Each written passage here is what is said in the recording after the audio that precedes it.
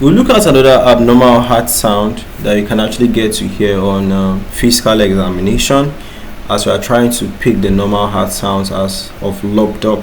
Okay, and although we don't really have the capacity to make you hear it, at least we just want to describe what it is. Okay, and of course the relationship between it and some disease conditions.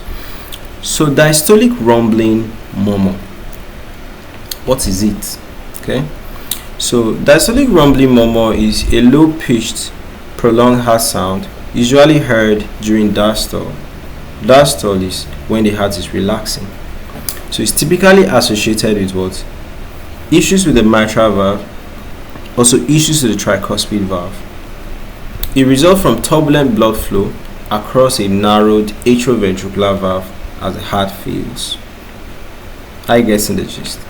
So timing is usually during the diastole. This is when the heart is relaxing and the atriums are kind of like getting filled up with blood. Okay, so it's low pitched and rumbling. So it's best heard with the barrel of the stethoscope. Location: mitral stenosis is heard at the apex. Okay, mitral stenosis, apex of the heart.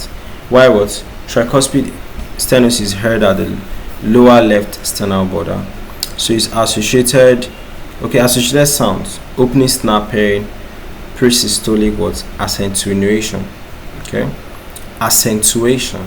Okay, so common causes: mitral stenosis, tricuspid stenosis, atrial myxoma. That's a kind of like a tumor. Okay, that grows in the atrium side.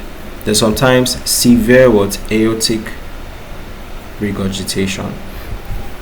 So, well, the clinical significance, it can help you to suspect these conditions, right? So after you do it, it's not the final say. You can now go on to do echocardiography, auscultate, ECGs, and chest x-rays.